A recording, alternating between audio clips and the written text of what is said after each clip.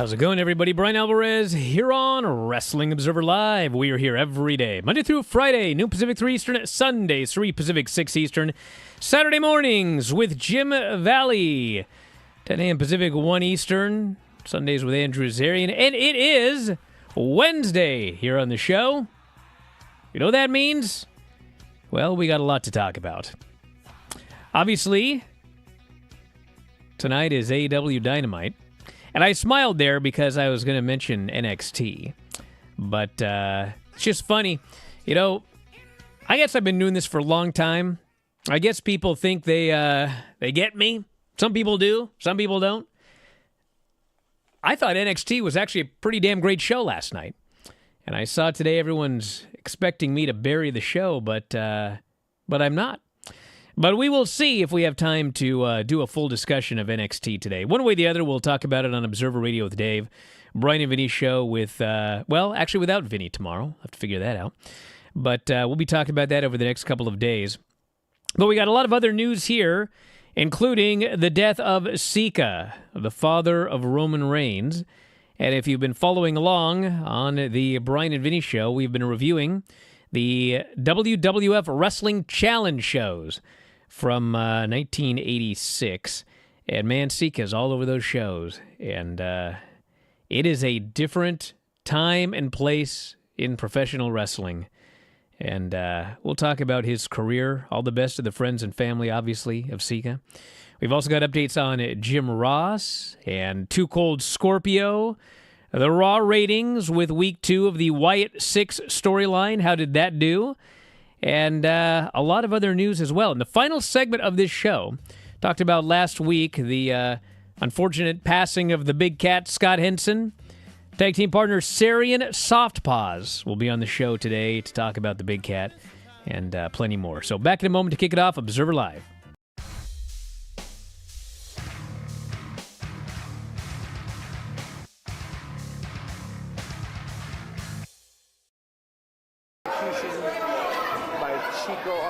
The twins, and yeah.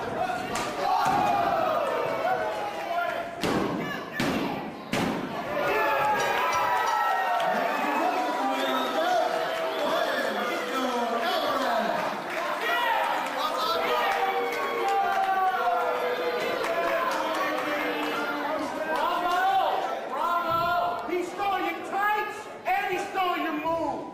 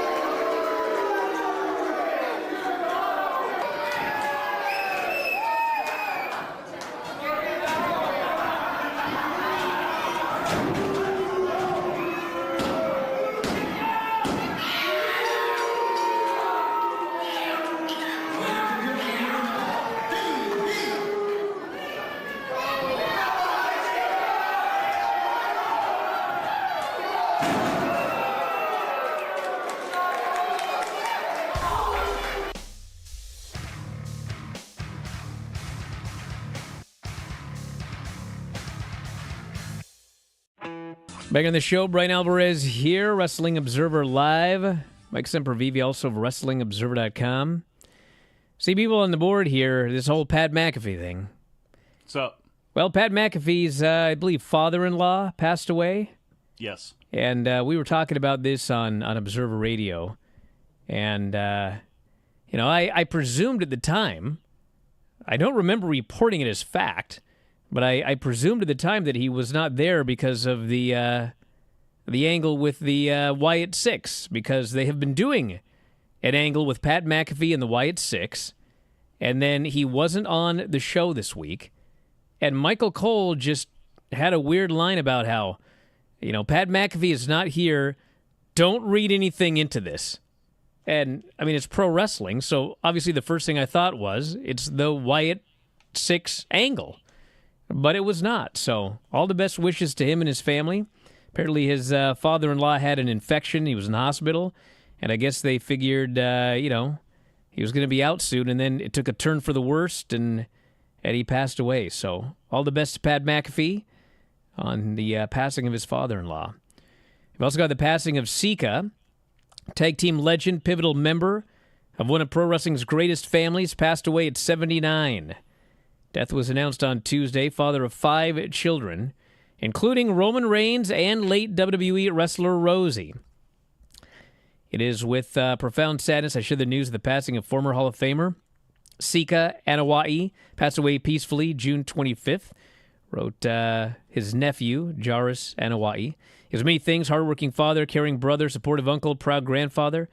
Was a cherished friend to many, loving family member whose warmth and kindness knew no bounds. Inspiration to countless individuals.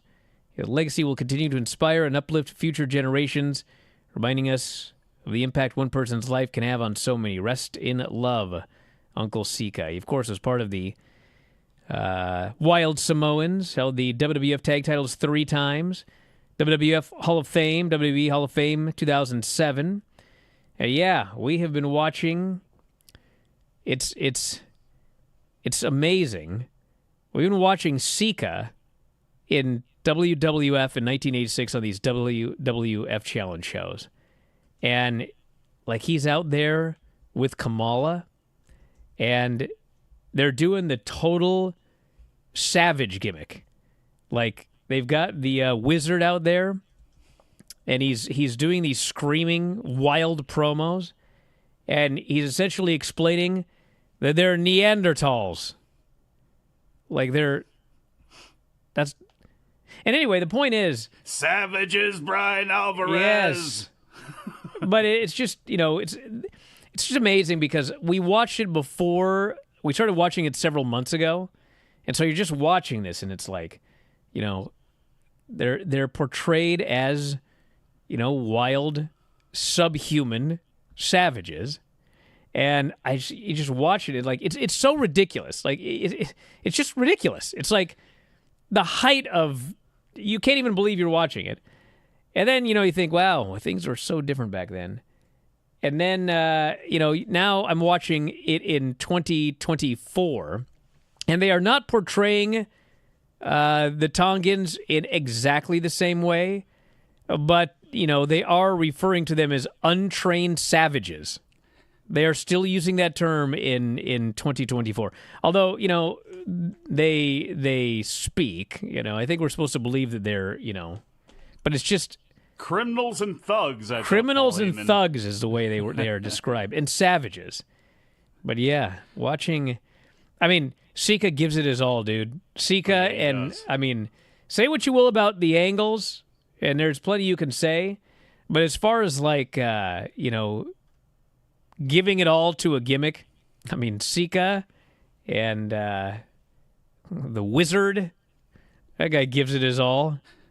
And all of them. And that was his last admirable, I guess, good run, and can't fault him for that, because the Wild Samoans missed that big boom period where everybody else was making money and the WWF went national.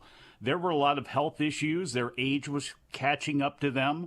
A new era was coming in, and after their feud with Adonis and Murdoch, which I just got finished watching in 1984, where these savages being turned on by Captain Lou Albano became the fans' favorite after being so reviled and hated in Madison Square Garden, and they're cheering them as they bounce around Adonis and Murdoch. They were gone.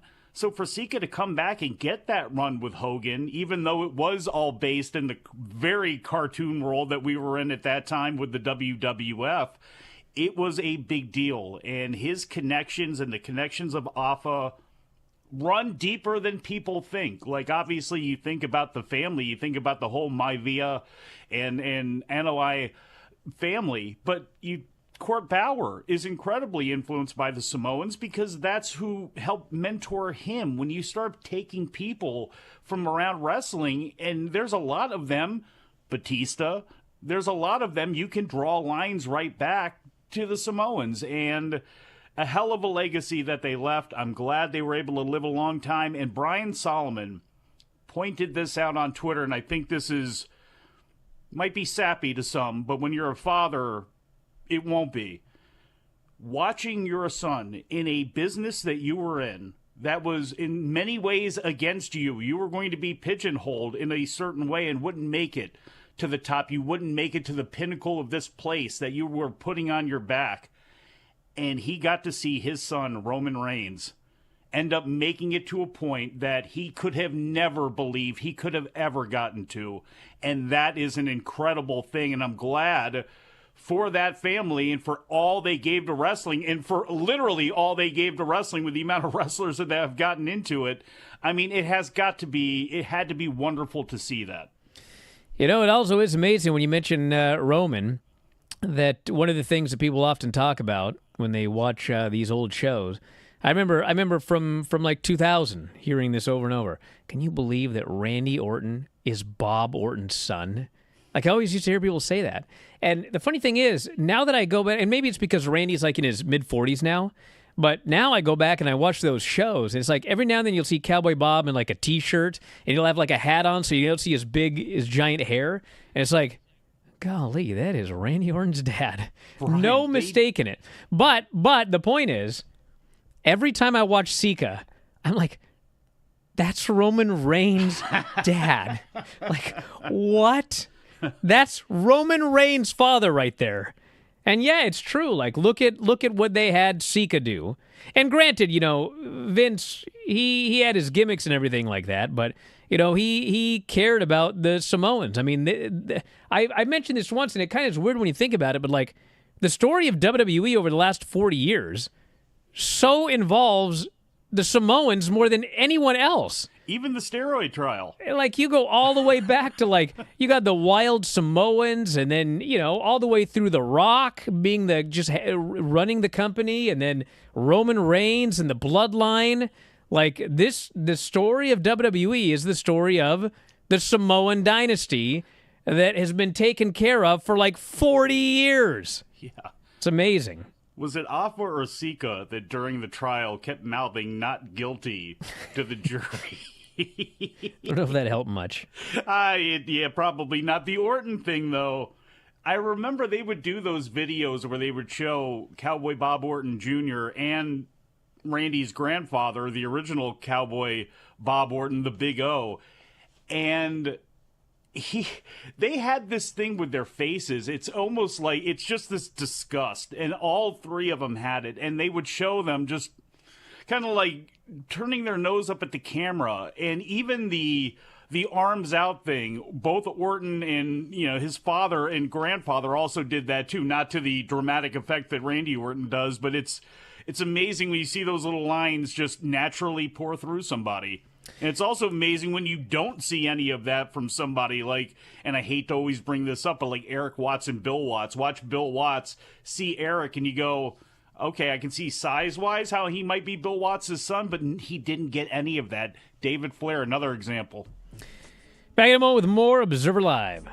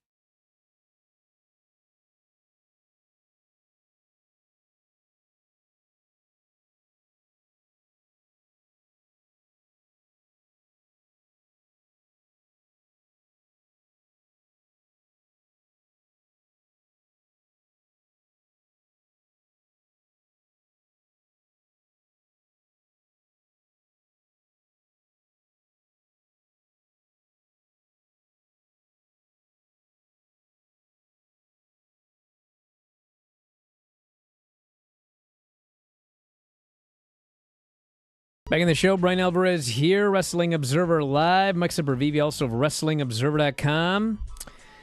In the next segment, Seran Softpaws is going to be joining us to talk the Big Cat Scott Henson. Passed away about a week ago. We're talking about his career and plenty more. I want to mention a couple of things here. First off, Dynamite is tonight, and this is the lineup thus far. We have got Swerve and Will Ospreay versus Gates of Agony. We've got the Men's Owen Hart Foundation Tournament quarterfinal, Jay White and Ray Phoenix. Just added Moxley, Claudio, and Wheeler versus Shingo, Teton, and Hiromu. Sounds like a banger. Saraya, Harley Cameron, and Anna Jay versus Toni Storm, Mariah May, and Mina Shirakawa. Kyle O'Reilly versus Zack Sabre Jr. Should be awesome. MJF appearance. And we will hear from Daniel Garcia. Now, we've got the show tonight, and last week they did an atrocious rating. And I said last week, I believe that tonight's number is going to be normal, whatever normal is. And you look at the numbers for the other shows this weekend, the Rampage show, the Collision show. I mean, they both did pretty well. Collision, 429,000 viewers, 0.14 in 18 to 49, which is the best number the show has done in over a month. Highest rated non-sports show on cable. And if you look at the quarter hours, I mean, it did better than your usual Collision does. And there was a big drop in the quarter where the Ospreay match began, but then it shot up almost 100,000 viewers for the end of that Will Ospreay versus Brian Cage match. So I know people like to say, well, Ospreay has good matches, but he's not really a draw. Almost 100,000 viewers to see that match. That's pretty good. And we could talk more about it tomorrow, tomorrow, Friday, I guess it will be. But I do think that the Dynamite rating is going to be largely normal because the Rampage number, the Collision number, I mean, what it tells me, and do not get me wrong, there are a lot of issues in this company.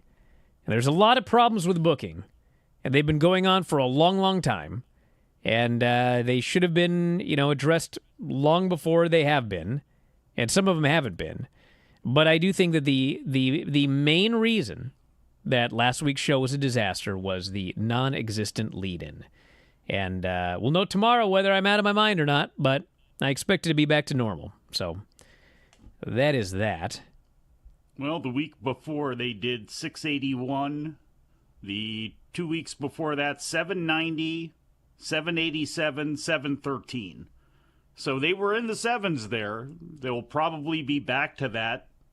For their sake, I would hope so, because there's no competition. Not enough of it tonight, but I guess as long as you got Sheldon in the gang back, that should be a big boost for things. Let's see how long those people stick around, because at this point, the DVR overrun argument can go out the window. This show does not need to be doing an overrun. It is losing amazingly in the last couple of times that they've done it. Maybe it's time to stop doing that too. Just focus on the 2 hours. Don't worry about when you're going to go over. Format the show correctly, time it out correctly, and just stop. Just end it there with whatever cliffhanger that you want to have for the next week or for Rampage and Collision. Okay, Too Cold Scorpio scheduled to wrestle in Japan this August, but that is being postponed as a result of the stabbing arrest, which happened on June 15th. He's facing one charge of first-degree assault, one charge of armed criminal action, both felony charges.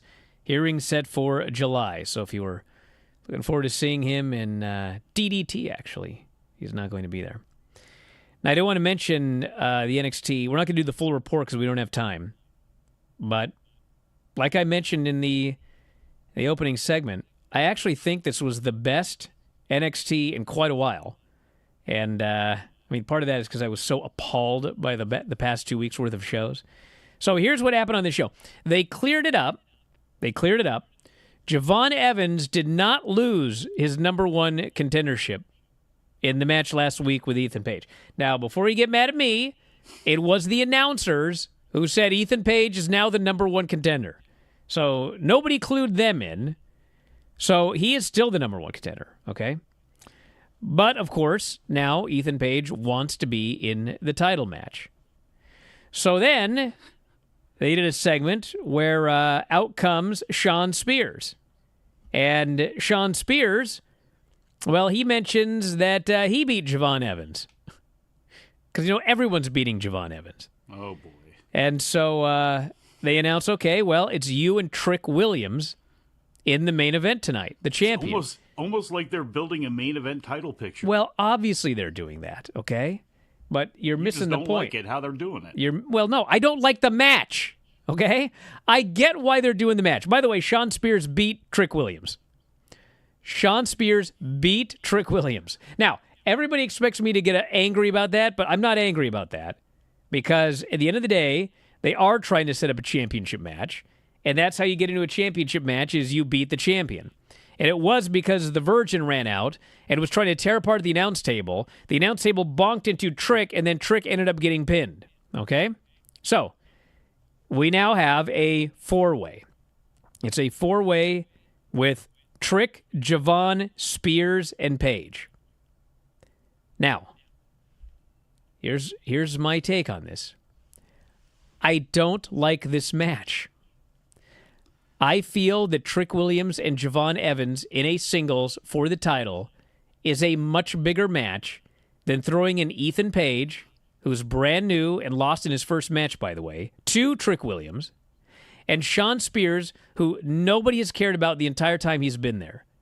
Meanwhile, the fans love Trick and the fans love Javon. Now, it was intimated to me that there are a few reasons that this thing is a four-way. One of them is apparently they don't have a lot of faith in Trick and Javon doing a singles match. I think that's stupid. I think Trick and Javon would have no problem doing a singles match.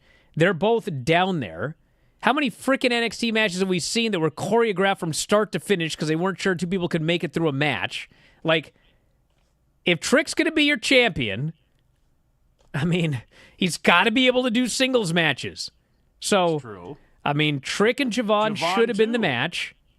And the other deal is this, I think the reason Spears and Page are in there is because the show's in Canada and they're both Canadian, and they're hoping they're going to sell some tickets. Maybe it'll work, maybe it won't. But I think that they sacrificed a lot by treating Javon as a guy who... Does anybody going to this match not think Javon's going to be the one doing the job? Maybe Spears, I guess. Spears. Yeah. I mean, they're not going to pin Ethan because, he's already been beaten a bunch. And they need a top heel. They don't have a top heel. Who's their top heel?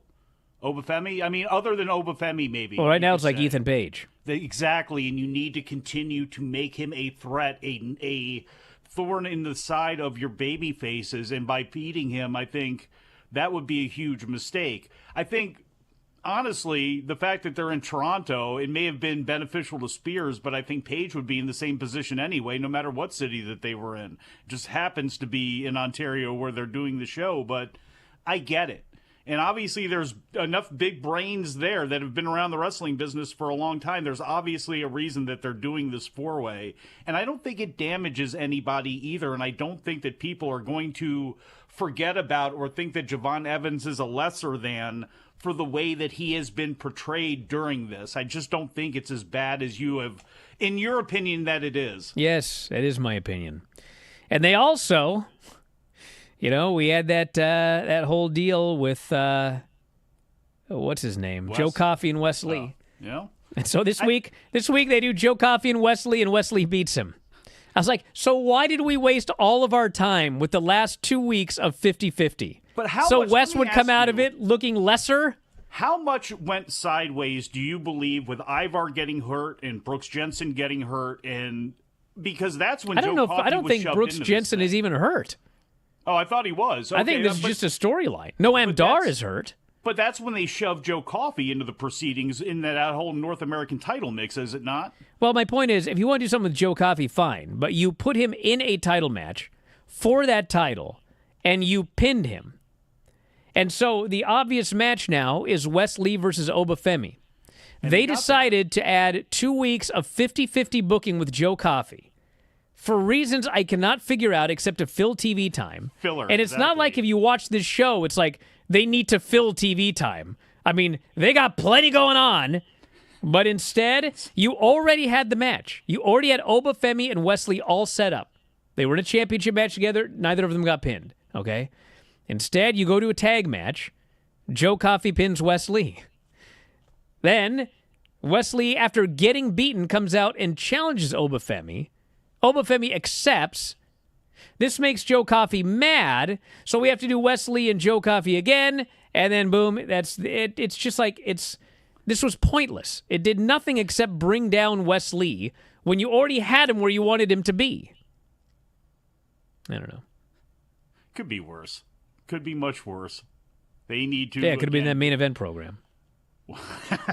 You're terrible. That was worse. Why did Ariana Grace get to be in a number one contenders match for the North American Women's title last night? How'd that happen? There's a lot of questions, but we have to go to Seran Softpaws. Back in a moment, Observer Live.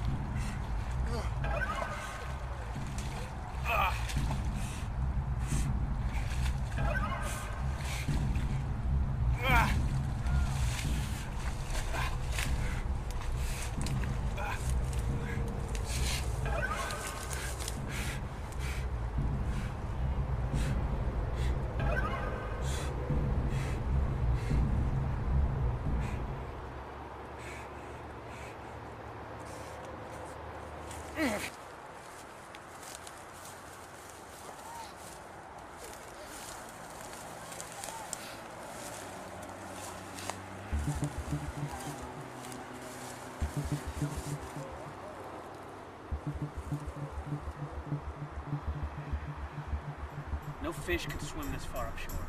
Yeah. Shoulders ran like the wind, but he could find no peace.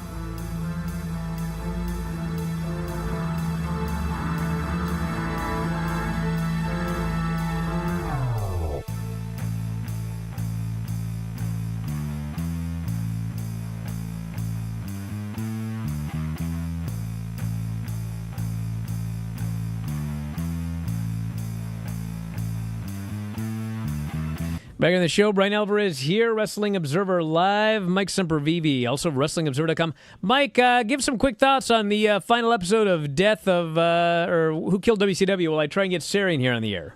No problem. Well, if for all of you out there, if you've made it through the first three, they ran the final edition of the Death of WCW yesterday. I'm sorry, Who Killed WCW last night on Vice. And Seran, hold on one second. Oh. Do you hear me? Yes, I do. Oh, my God, it's working. Wait, hold on. It's a big Good. Eric Bischoff reclamation project all wrapped up, and that's the end. Yes, we will get to that tomorrow, because I haven't watched it yet. Well, we're happy here to welcome Seran Softpaws to the show. And, Seran, how you doing today? I'm doing as good as I can, I guess, under the circumstances, but I'm doing okay. Yeah, very sorry to hear about what happened. We talked about it quite a bit here on the show.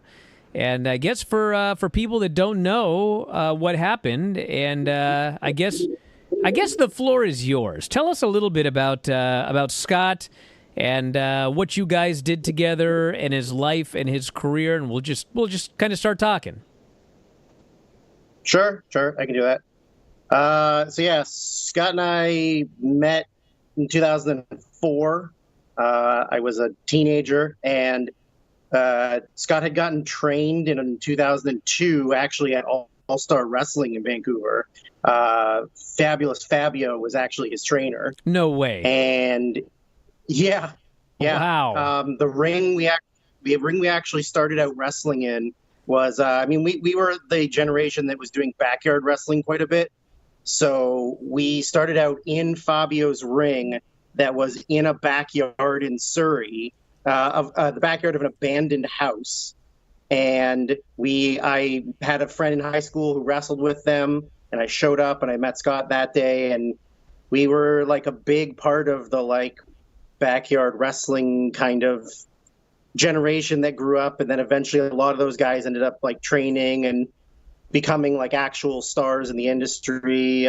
We wrestled with like Ricky Shane Page and Flash Morgan Webster and Alex Zane, and so we all kind of grew up like in that kind of era. And then eventually Scott and I became like real close. Like we probably became like best friends 2010-ish.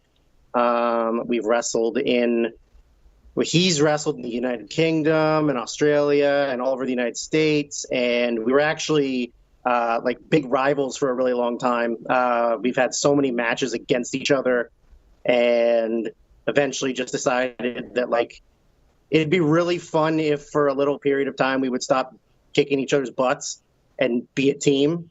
So we teamed up right before the pandemic happened, and then obviously didn't wrestle for the whole time that we couldn't cross the border in the United States.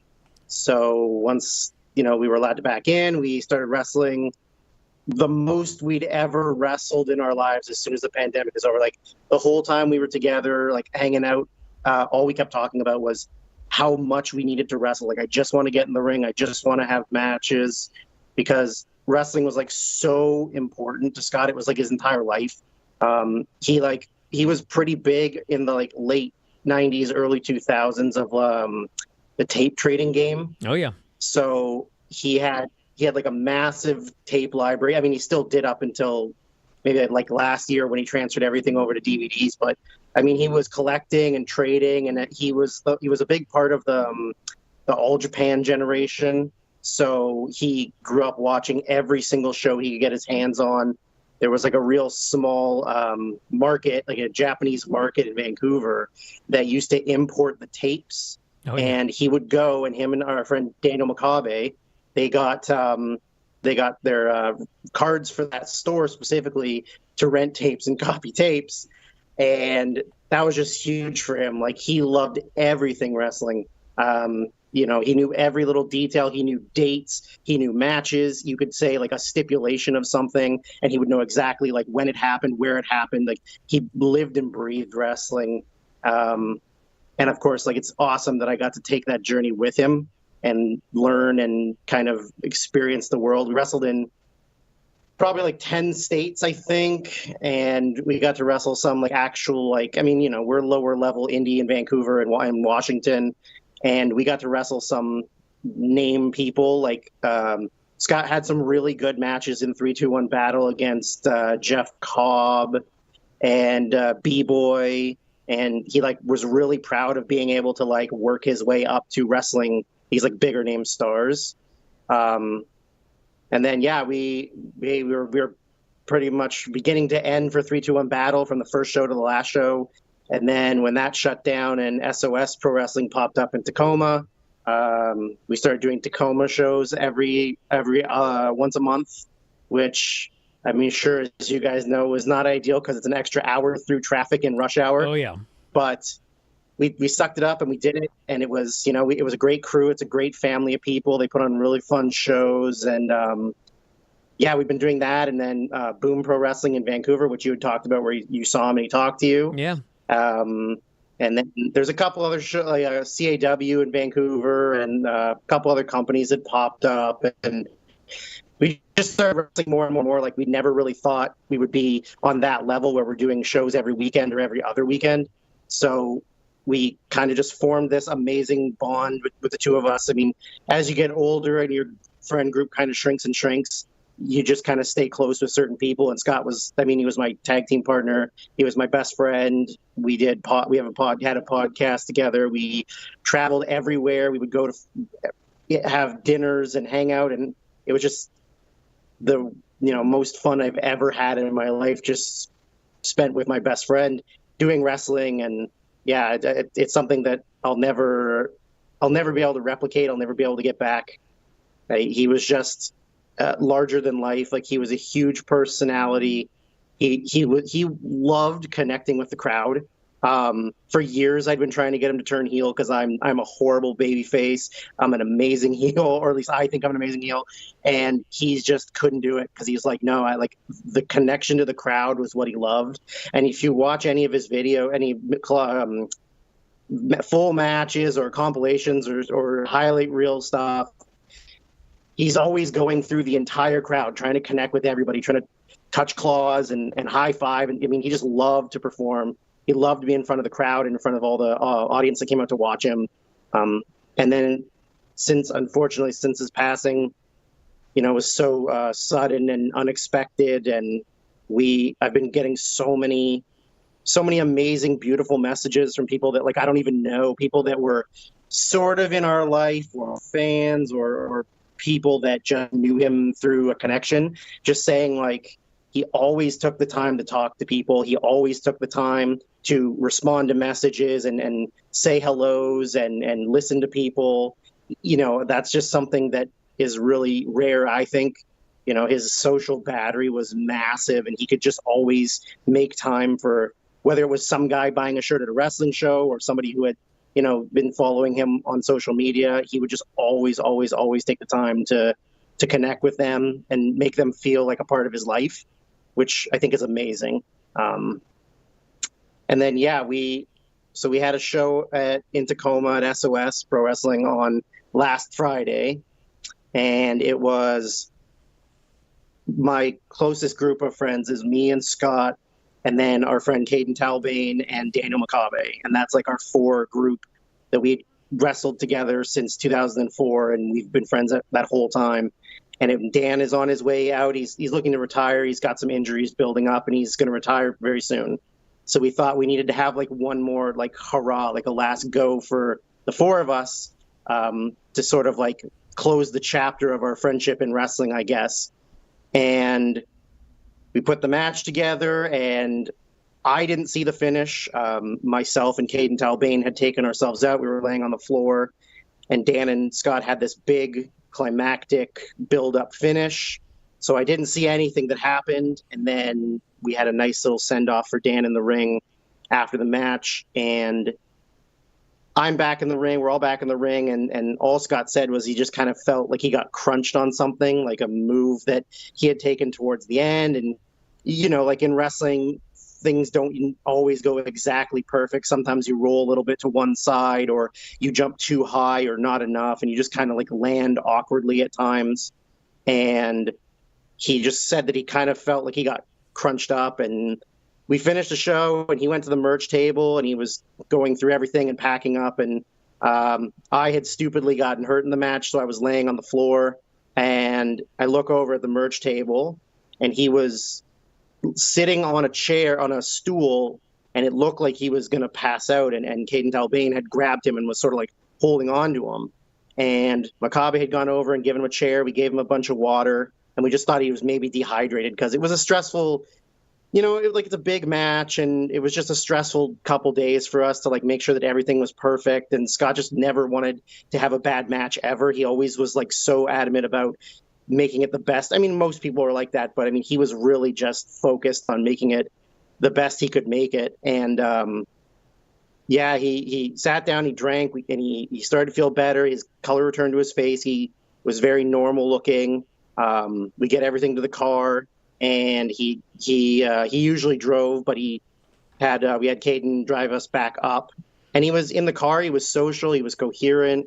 He was talking to us like normal. He was a little tired, and he just kept saying that he had like a little bit of upper body tightness, which we didn't, you get bumps and bruises, you get beat up. We never really thought anything of it. So we get all the way back home, and he helped me get into my place. He brought my bag up for me. We talked. We were supposed to hang out on Saturday. And because I wasn't doing very good because of my injury at the match, he said, I assume I won't see you tomorrow unless I say otherwise. Then I said, yeah, probably not. And he goes, okay. So he went outside, and Caden asked him if he was okay to drive, because obviously he didn't drive all the way back up. And he said, yeah, no, I feel perfectly fine. I'm good. And he was like, okay, if you're sure, like you can stay at my place, whatever. And he was like, no, I'm good. I feel like myself. And he's like, okay. So Caden went home, and Scott drove himself from where I live in Coquitlam to Vancouver. And around 4:00 in the morning, he got home, and he texted both Caden and I and just said, I'm home, I'm good. And we were like, okay, cool. You go to bed, you don't think about it. And then in the morning, because we'd gotten home so late, I slept really late, and I had a missed call from Scott's sister, who I'm like close with, but not that close. And then again, I didn't really think about the situation or what had happened. And then she told me that like at some point in the middle of the night, he had just passed away in his sleep. That there was no reason to believe that like anything bad had happened. He had a clean toxicology report. Like they did that full scan, nothing. I mean, Scott he didn't drink. He didn't do drugs. He didn't smoke marijuana. Like he didn't do anything. So that wasn't a surprise that it came back negative, but I guess you never know, especially in the world of wrestling with so many people hiding pain or hiding whatever. But yeah, he came back negative, and we still don't really have an answer. They're doing an autopsy at some point. I don't know when. I don't know that details. I didn't really feel comfortable asking his family, but I'm sure we'll find out. I mean, he was a man. He was just about to turn 41, and in all honesty, as you know, when you're in wrestling, you should take care of your body, and he didn't really take that good care of himself. I mean, he liked to eat bad food, junk food, a lot of energy drinks and soda and stuff. And I think maybe just sometimes when you're doing that, and then you're doing these like super strenuous matches every month. Actually, I hate to interrupt, but hold that thought right now. We got to go to a break. We'll be right back with more Observer Live.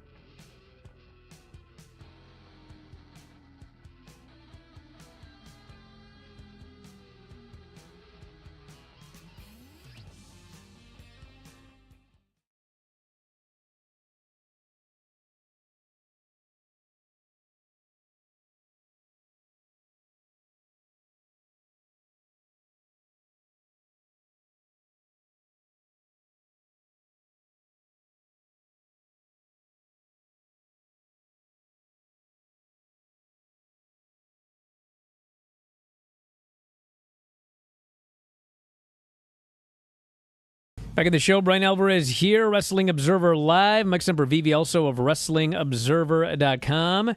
And Seran Softpaws is here. We've been talking about Big Cat Scott Henson is passing. Sorry for the technical issues earlier in this interview, but I think we got a lot of the story out here. And I wanted to ask Seran if he could do the show tomorrow as well in the final segment, and he said that would be cool because there's a lot of fun stories we could tell. And I think it would be nice to talk about some fun stories about the Big Cat, if that works for you. Yep, that works for me. What have you got coming up? Boom? Yeah, so Boom in Vancouver has a tribute show to Scott on this upcoming Friday at the Legion Hall in Commercial Drive. I think there's a little bit of tickets left available. And then SOS Pro Wrestling will do a big one at the end of July for him. So you're talking June 28th? 28th, yeah, 28th. And then they're also doing a second show the 29th as well. Okay. I'm going to see if I can actually go up there. I'll see if I can make that work. Wow, that'd be incredible. That would be a lot of fun. So, well, listen, thank you again for doing the first part today, and we'll do another part tomorrow. And a lot of things we can talk about. Fur Horseman, my main man, Fabulous Fabio, who actually, believe it or not, everybody on this show that watches this show knows Fabulous Fabio because he's in one of the commercial break matches that we put on here. He's the man that Miss Renta Onato left me for in Portland Wrestling. That's Fabio, everybody. So we'll talk about this and so much more tomorrow. Thanks again, everybody, for listening. We'll talk to you next time. Wrestling Observer Live.